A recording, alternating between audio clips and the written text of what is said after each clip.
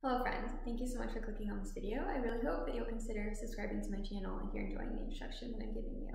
Welcome to Practice Hack Series Episode 6, Shifting. So in this video, I'm going to cover some basic shifting strategies, how you can practice shifting, and how you can learn to play in different positions. So a question that I get a lot is, how do I play in third position? So here is how.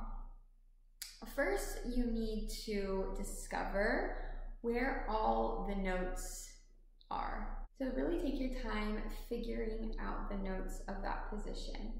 If at all possible, play a piece that you've already learned, say in first position, in third position. A really good one that I like to use with my students is Long, Long Ago in Book 2.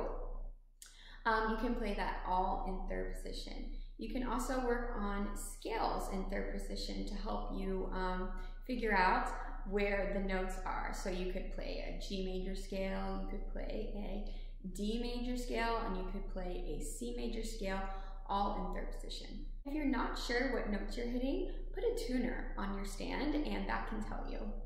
Once you feel good about the new position, then you can practice shifting up to that position.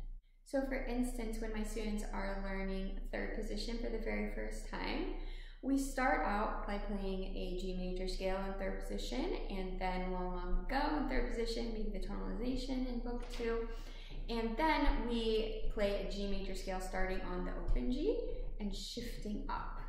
So hopefully at this point you already have a solid feel of where you are in third position and you're just working on that shifting motion.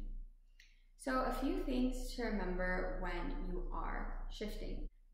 So I really like to use the first finger as a guide of, where I am on the instrument. So I really think about all my shifts in terms of my first finger, because if you're thinking about your first finger, you're thinking about what position you're landing in, and if you already feel comfortable in those positions, then it should be a breeze after that.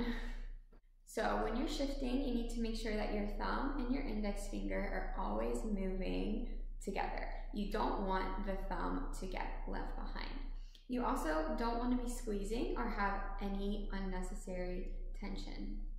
Practice strategy number 1. Play the note that you are shifting from and the note that you are shifting to, all in first position, and then perform the shift. The point of this is to get the interval in your head. Again, if you're not sure how it sounds, you're not going to be able to play it. That's kind of going to last week's video on intonation, so if you haven't watched that, definitely check it out. I'll leave it linked down here below. Practice strategy number 2, isolate the shift. So that basically just means go back and forth. And you want to make sure that you're nailing it every time. You can also do this in a bunch of different rhythms. You can do, or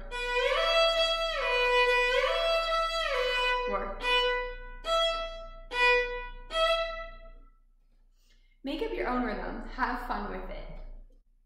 Practice strategy number 3, build up your accuracy. This is a fun game that you can play with really anything during practice.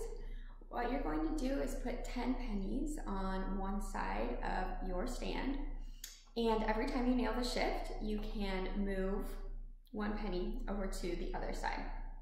However, if you miss one, even if you're on like number 8, you have to start over. So this is really going to help the accuracy of your shifts.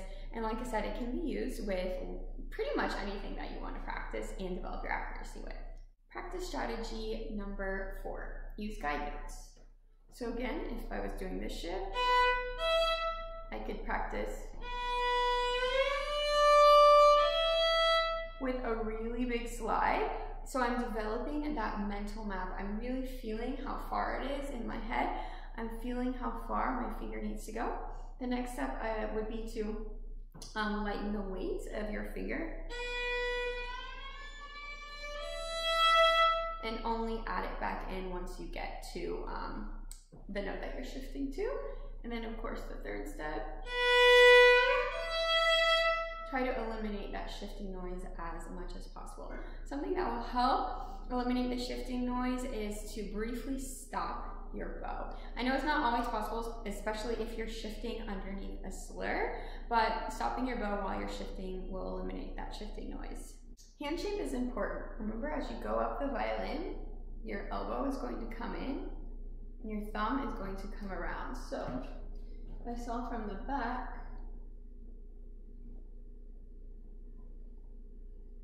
you can even just practice this motion to get used to how that feels. And it's important that you do this when you're shifting. It's not like you shift and then you move. It all happens at once.